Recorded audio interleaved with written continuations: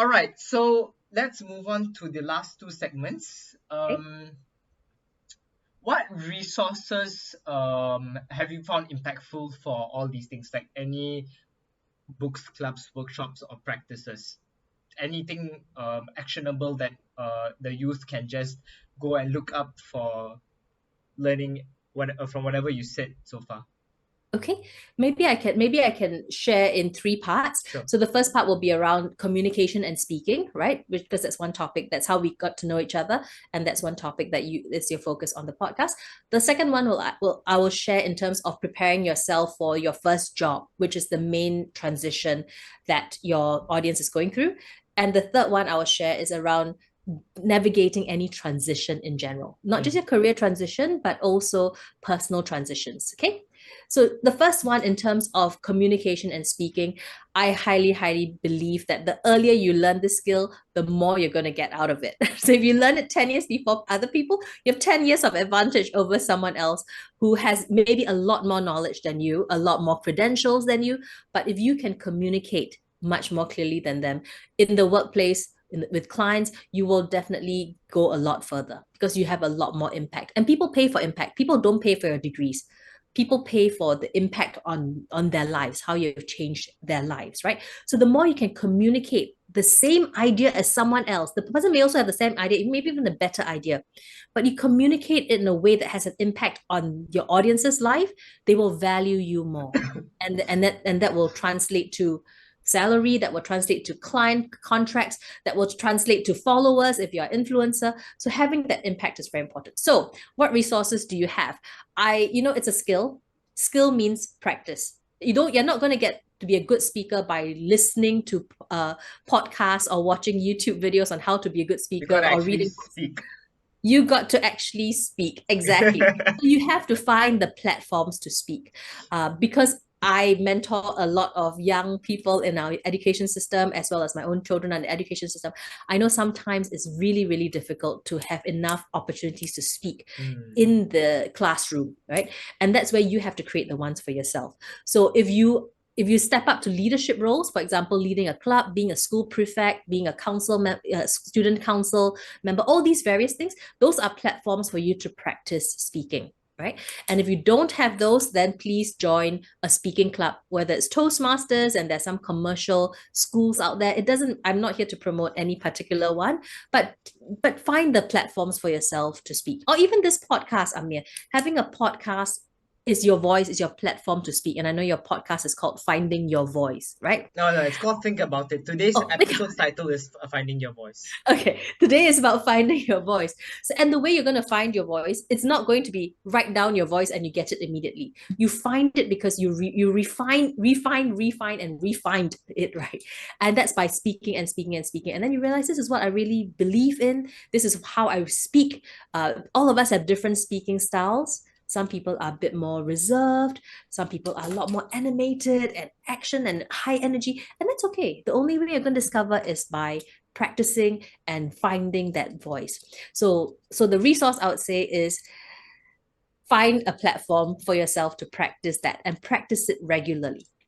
Right, hold yourself to it. And it really is a skill that if there was one skill that I would say spend the time to invest in learning, it is communication, especially vocal communication, right? So written communication, yes, used to be very important, but I think now with some AI being able to do a lot of that, you have help in that. A lot of it's going to be more how you present yourself by speaking. So find that platform to help you. So that's the first resource that's a resource I would recommend for the first one, which is on speaking and communication. Okay. The second one, which is on how do you prepare for your transition to the work world. So a couple of resources that I would highlight here that I found have been very, very helpful to myself when I entered the work world, and then to my mentees who are entering the work world. The first is look for mentors. So many, many universities have mentorship We have programs. one right here, guys. We have one right here for There as you a go. mentor Yes. ticket. Yeah, so many universities, many schools have mentorship programs. In fact, many industry associations also have mentorship programs. So an example is if you're interested in going to the finance field, you can go find the banking and finance industry associations, and they very often have mentorship programs for young people starting out. So the first thing you want to do is find a mentor, and don't just find any mentor. Find a mentor who has what you would like to have. Yeah, so someone who has walked that kind of path in your industry, or if you're more specific, let's say you're a minority or you are a female in an industry that's more male dominated, try and find someone who has walked that kind of Someone who path. connects with you. Yes, who you connect with also. Someone, Yes, yes, connect yes. with you, you connect, who can help you in that. So Yeah, don't it, just it will have to go two ways. Yes, in two ways, exactly. Then you have to be worthy of being mentored. And that actually is the bigger thing, because the good mentors are being approached by many people, Mm. right? So how do you make yourself worthy to be mentored by someone like that? And that is raising your game. Okay. So the first advice I have is find a mentor. There are many resources out there. A lot of people, when they reach a certain stage in their career, they want to give back. And they give back by mentoring. So it's actually not it's not difficult. Most of it is free. In fact, very few people will charge young people for mentoring them, right? So just reach out, look for the resources to mentor. Okay. The second thing I would say as you enter the work world is you have to do everything that you can, because what I mentioned before about some things are outside your control, right? And you don't spend your time worrying about those things outside your control, because it's a waste of your time anyway. But you have to do the things that are completely within your control. And that means things like understanding the company you're going to go into. You have to make sure that you are up to speed on whatever's in the news. You have to read up on them. You have to not just read up on them, but also their competitors. Also read about the industry, what's happening in this industry. All this is available to you, right? You just have to put in a little bit of work, and you do that. If you know people in that field, and you can use LinkedIn to find first degree contacts, second degree contacts, third degree contacts, and just take someone out to coffee and sit down and say, hey, tell me a bit about what's happening here. What are some of the trends that you see? What is my company known for, or what do you think they're working on? So get educate yourself on that, right? So at the moment you decide that you want to work in a certain industry or a certain function, do everything you can to make yourself the smartest person that you can be about that. And that is on you. You have to do that work. Okay, you can't wait for someone to give it all to you on a plate. So that's the second thing. You have to take the responsibility for learning. Mm. The third thing is you have to plan the first 90 days. So the book, and this is if you're entering a job, but also if you're starting a new venture or going into a new field, the first few days are the most critical, because they set the rhythm for how it's going to be. So if you're entering a corporate job, a more structured organization, I highly recommend this book. It's called The First 90 Days. I think his name is Michael Watkins. So the first 90 days, excellent book. And one of the things that he starts with, he says, the first day is not the day you step into the office to report for work.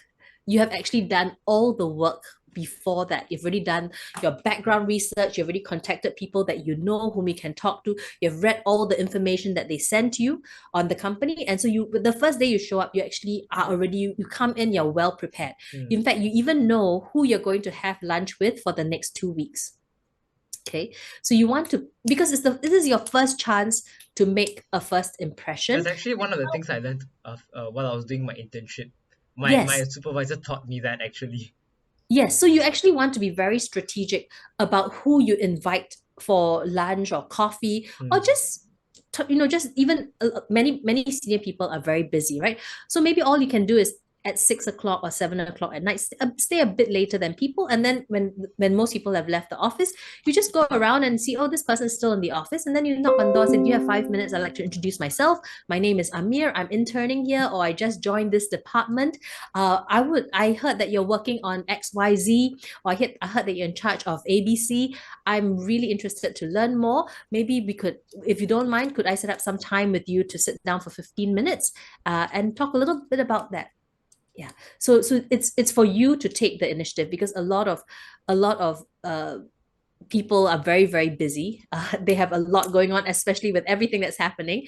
They're not going to be going out to knock on everybody's Mm. doors to do that. So your One responsibility is that. important input I want to give here, Yes. because I came from the primary school, secondary school, poly, that phase. And one thing I've seen from many students and youth is that to do exactly what you just mentioned, they lack the courage to go up to someone, start a conversation, and tell them what they want. They're too shy to do it. So um, I have actually done my fair share of teaching my own friends and buddies how to do that, because somehow it came a little naturally to me. I'm thankful for that. But for those whom find it difficult, I have taught them how to do it, and it's worked out for them as well. Because the magic is to find the courage to go up to a person, say hi, start the conversation, and book a coffee date or something. You know, Yes. it takes a lot of courage to do that. So Amir, you should record a 10-minute segment on how to do that and post it as a video, because it's I highly might, I valuable. might. If you have a secret formula, share it. Share it. Your listeners, your friends will thank you a lot for it, right? So share it. So you're completely right. It is not that again, it's a practice. What's the worst thing that the person can do? But I mean, most people are not going to be so rude to say and use curse words on you. The worst thing that they can say is, I'm really busy now, would you mind coming back tomorrow, right? This is it's still the work, it's still the work world. There's still a level of professionalism. The worst thing they can say is basically no in some form, and that's okay. Again, that's outside your control. Your control is you put yourself out there to ask for what you want, You make right? the And the worst. request, and what comes back at you, if it's good, then you're good to go. You can grab the opportunity. But if they say no, then you have to find another opportunity. Yes. So yes. So for sure, it's how do you put yourself out there in a way that is inviting for the other person? Mm. Because at this point in time, it's a bit of an extra work for the other person to set aside 15 minutes, right? To see you some other day. I mean, in the work world, it's very common to work nonstop from 8 to 8. Your meetings back to back to back. Barely have time for lunch, much less trying to fit in another 15-minute meeting with someone. So you have to ask for it in a way that is inviting, that makes it interesting. And the other one is if you have done your homework on the person. For Mm. example, if you learn what they're working on, you learn something about them. Maybe you have some commonalities in the school you attended. Maybe they've recently written an article. You follow them on LinkedIn. You have something to then say. I'm not just asking something from you. I'm also giving something to you, right? Giving some recognition, some respect, some acknowledgement of what you do. So people feel good about that. So yes, there's a certain art to how you ask in a way that your chances of no become a bit lower. And that comes with practice, and that comes with some of the tips that Amir are going to share. All So right. yes. Thank you so very much for all the Okay. resources that you have just outlined for myself and the audience. I'm going to look up that 90 days book as well. I'll Yes. put up a link in the description for everyone to check it out too. And it just came to mind, another three words came to mind with regards to transitions, speeches, and First job. yeah, Right, the first job. Yeah. career is something I tell my friends as well. Be patient, systematic, and focused while you're doing it, and it should turn out fine. Yes. So I agree with systematic, definitely. So you don't want to do something once, you actually want to do it repeated, because that's how you get better at it, right? Mm. So whether it's speaking, whether it's learning how to approach someone to ask for a coffee date, you want to keep practicing. So systematic, I definitely agree with. In terms of patience, yes, I would reframe it a little bit, because sometimes people take patience as meaning passive. Means let me Ah. just sit at home and wait for something to happen, or sit at my desk and hope someone comes by and asks me. So for me, it's not so much about patience. For me, it's do what is within my control. What's outside control, you really have no control. So don't even bother thinking about it, right? But what's within your control is, okay, step up and ask, take a course, start doing something, and that gives you control. And when you have control over your life, you actually feel better about it. Is my Mm. belief. So I would actually say, it's not so much just about patience, it's about taking action. But if things don't work out as you expect, so you didn't get the coffee date, or you didn't get the job after applying for it, it's okay to treat it as a learning experience. And actually, not just a learning experience, reframe it as there's something better for me, right? There's something Definitely. better waiting for me. It's not available, it's not, I don't know what it is yet, but I trust that there's something better for me. Your Yeah. mention about patience being misunderstood as passive reminded me about something else. Yes. It's something I take reference to with my friends all the time as well. This even more so my family as well. Newton's third law of physics: for every action there is an equal and opposite reaction. You have to do something for that to be a reaction, and then you learn from it. Correct. Yeah. And the one thing that you know that I think we really don't teach very well in schools, and I speak as a mother and someone who's gone through the education system, is we tend to really stigmatize failure. We really Mm, look at, oh my God, you got a D, oh, you're a failure, you're forever going to be bad in math, right? So we do stigmatize failure. If you fail at getting a job, you're like, oh my God, I'm unemployable, it means I'm nobody likes me, and what no such actually thing. No such it's thing. a learning experience. If you and that's one thing I learned as an entrepreneur. So when I started the business, well, when I started working with my husband on the business 5 years ago, we made so many mistakes, and even today, uh, I look at it as half of the decisions I make today are going to be wrong. So half of the people I want to hire are going to be wrong. Half of the marketing decisions and how we spend our money is going to be wrong. So if you put that mindset that, you know what, I'm for sure going to be wrong. And it's not even just a little bit wrong. I'm going to be wrong the majority of the time. When you put on that mindset, you just go, okay, you know what? I get it. I'm going to be wrong anyway. I plan for that. I'm going to be wrong, but I'm going to learn from when I'm wrong. So what I mean by that is, we've hired many agents, marketing agencies to help us with marketing over the years. We've spent really a lot of money on marketing agencies, and more than half of them were not good. They lost us more money, not just they actually made our marketing worse, right? So instead of saying, oh my God, I'm so bad at hiring marketing agencies, it becomes, okay, what did I learn from hiring this Mm, marketing agency? Sometimes, okay, they did a bait and switch on me. Bait and switches. When they came to the sales call, they showed me the best, they brought the best people to the mm, sales call, right? But then after I signed on the dotted line for the contract, they then put the youngest and most inexperienced person on my mm, account. So that's a bait and switch. Okay, so I learned from that. I learned, okay, bait and switch. The next time round, I'm going to ask, I would like to talk to the person who's actually going to work on my account to make sure that I actually that's know smart. what I'm really signing up for. But I wouldn't know that if I hadn't gone through the first experience of getting it wrong. Mm, Or else you work directly with not an agency, but you work directly with the person who's going to do it. So you learn from these lessons. And so that's the most important. Don't look at it as, oh my God, I lost so much money on this contract and this person sucks and I want to sue them. It's like, no, that's the cost of doing business. Half of my decisions are going to be wrong. So that's okay. Live with that. And then make sure the ones that I didn't get right, what can I learn from it so that I don't make the mistake again. For me as a boss, the most important thing I tell all my new people is, I say, I will never, ever fire you for a mistake. I will never, ever fire you for a mistake. But I'll fire you if you make the same mistake the second time. So okay, that's I like the way you put that. yeah, the first mistake, we all make mistakes. I mean, if you fire people for making any mistake, I would have fired myself every single day, right? Because I make mistakes every single day. So no problem, make mistakes, right? Sometimes it costs the company money. Sometimes, as a boss, I believe the buck always stops with me. So when my team makes mistakes, I take the blame. I always stand up and say it's my fault. It really is my fault, because it's my fault. I didn't give you the right instructions. I didn't tell you what to do. It's my fault. I didn't put in place the processes to catch this, right?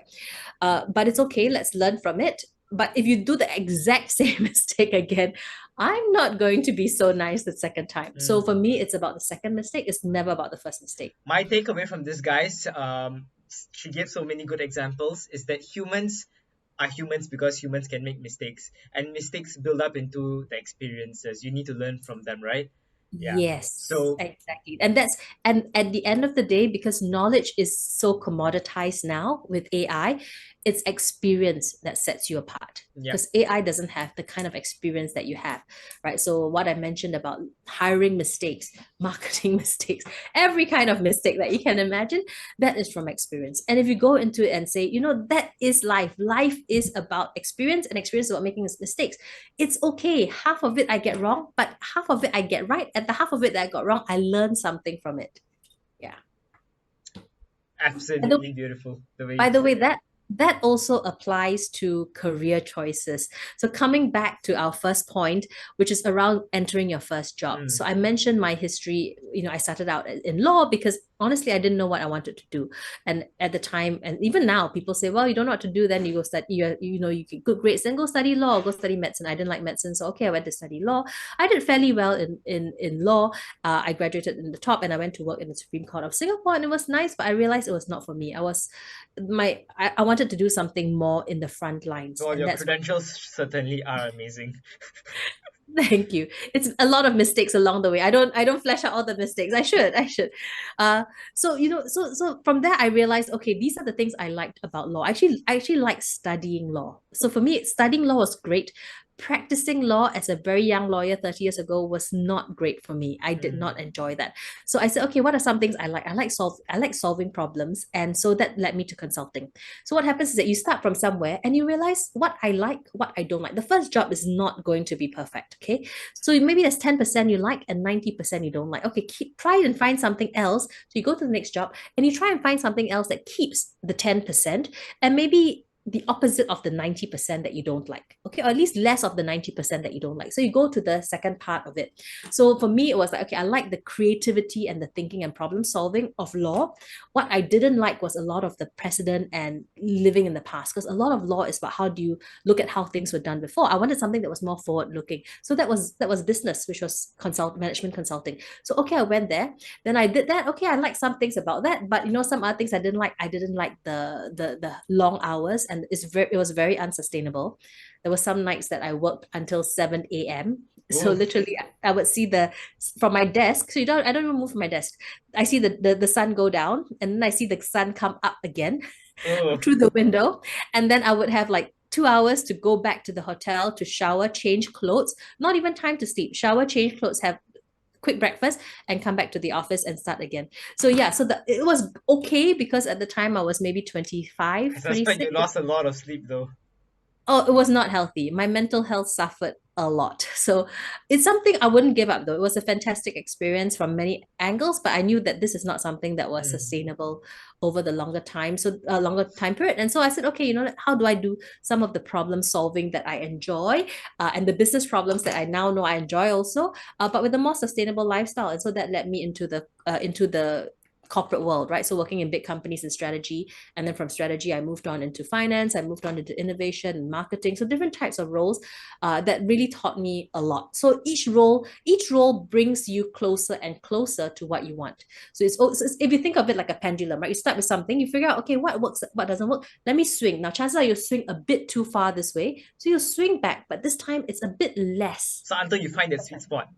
Yeah, and it gets closer and closer.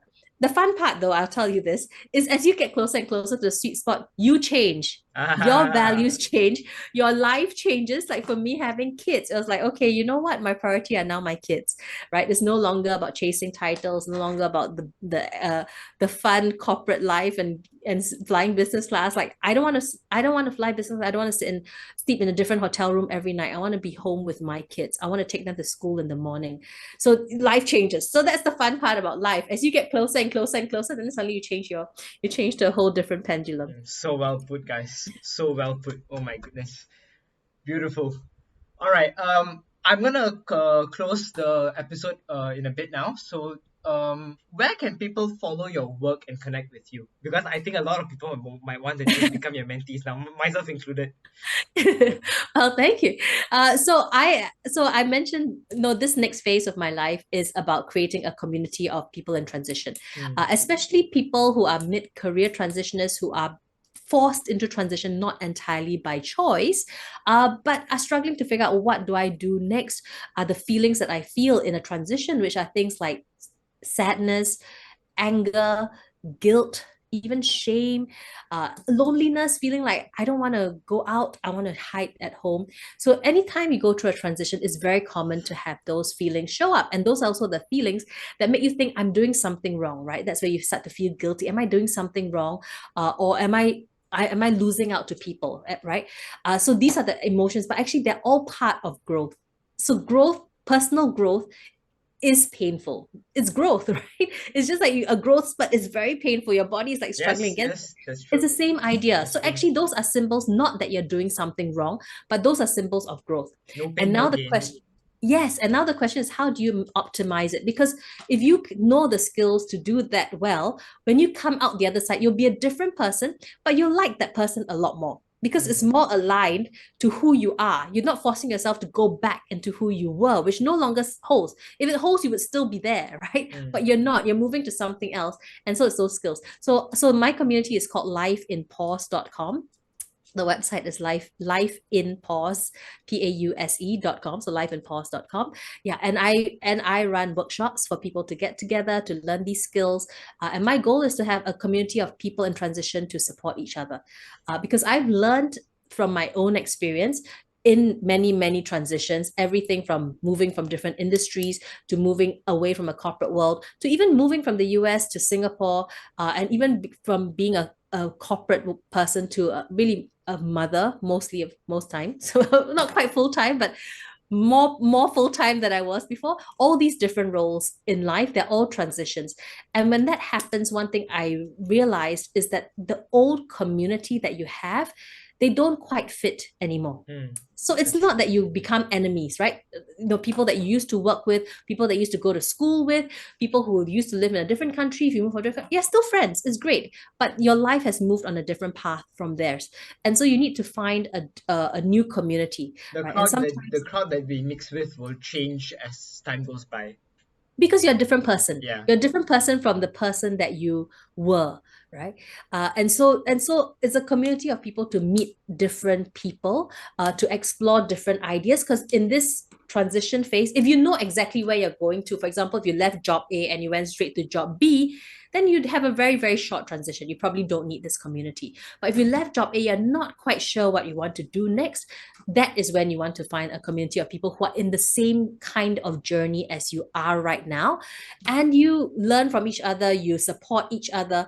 I have a mastermind group that we meet every month, and then we just keep each other accountable. We're all working towards different things, but we keep each other accountable. We share our own tips, we share our resources, we share our contacts, so that we help each other along. And that's to me is a community, a new community that you can join. And later on, if when you land at place B, wherever that is, and it's not the right community for you, that's okay. Then go join another community.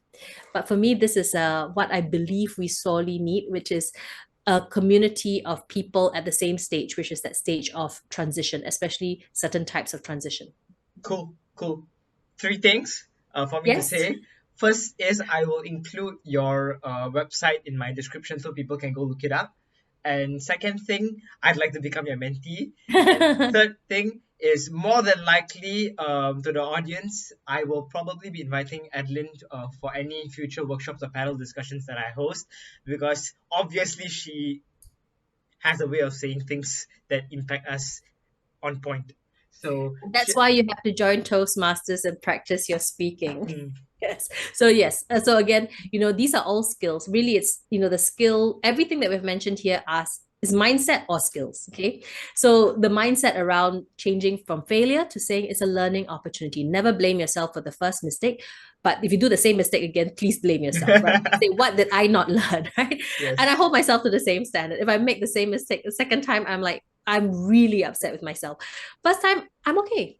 It's okay. Yeah, so the mindset of that, a mindset of saying, hey, when it's painful, these uncomfortable feelings, it's not a sign that something is wrong or that I'm doing something wrong. It's a sign that I'm growing. And if I really maximize this opportunity, I'll come out better, meaning is someone that I want to be more, right? So it's actually an opportunity to open up that door that may not have been opened first. So the first is around the mindset.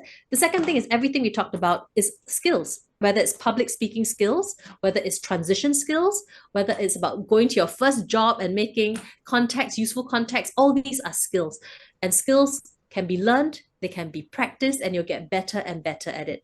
You don't have to be in fact, you cannot be perfect at it from day one, but every time you practice it, you get better and better at it. The two most important words that came out of your last 1 minute was Yes. mindset and skills. So Mindset and skills. so Yes. that's what the audience should take away: mindset and skills. All So right.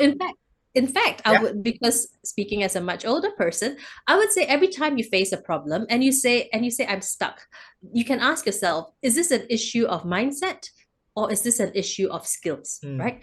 I would always start with mindset, because honestly, if you try and do skills but your mindset is still the old one, it doesn't go very far. So you can say, okay, what's a mindset? Mindset, the simplest question is there a belief I'm holding on to? And typically that belief is I am not blank. I am not smart enough. I am not rich enough. I'm not old enough. I'm not experienced enough. all of us have that, right? There's typically some kind of belief around I'm not something enough. And that's a limiting belief. And then you question yourself, is that really true? Is that really true that I'm not enough? And you say, what if I if I turn it completely around? What if I say, I am now smart enough? I'm now resourceful enough. I'm now young enough, right? Young is actually an advantage as well. Or I am now inexperienced enough, because inexperience is actually also an advantage. You're not stuck into an old world of thinking that may no longer serve you well because it belongs to the old world, right? So can you flip it to say, can I change my mindset completely? I would start with that. I And think the way that I am understanding this and the youth yes, understand this is asking ourselves the right questions about mindset and skills opens the room to more opportunities. 100%. And not Yeah. just opportunities. I would say any problem in life that you face, if you can break it down to a mindset, what is the mindset that makes me think that this is a problem, right? And then you flip, and if it's and the limiting mindset, you flip it over, then you go to skills. So after you switch the mindset, then you say, okay, in that case, I'm experienced enough. I am smart enough. I am whatever enough. Okay, are there skills that I need to work on to make sure that I can really, really do this? And that's where you go find the skills. And skills today, really, they are, there's no magic formula to it. It's very simple. For me, it's like, Yes. find someone who has what I want. Okay, if I want to launch a business, find someone who has launched a business similar to that. If I want to be a better speaker, find someone who's a good speaker that I look up to. Ask him or her to coach me, or if they've written a book, or they have a podcast, or they have a YouTube video, find some way to learn from their experience, right?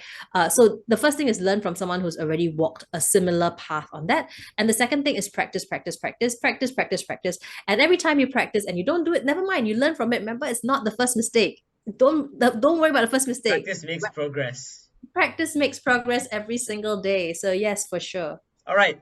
Amazing. I think everyone will. I'm going to listen to this a few times after I post it as well, not just Well, everyone else. I would Listening. actually advise that what you can do is you can then get a transcript of this, and then you can ask ChatGPT to, or any GPT that you use, to just summarize it and give you your key points, right? So then that will That also help you. that can be done. Actually, this entire episode can be turned into a short book by itself, honestly, with the amount of stuff you've shared. But anyway, thank you so much for all your inputs, all your experiences. I think everyone, myself included, has learned a lot. So yeah, looking forward to the next episode with you, or the next panel discussion, or the next workshop as well. Thank you, Thank you, Adeline. Amir, for letting me share my voice, and I hope all your listeners find your own voice soon. Thank you, Amir. Thank you so Have a much. wonderful day. Bye bye.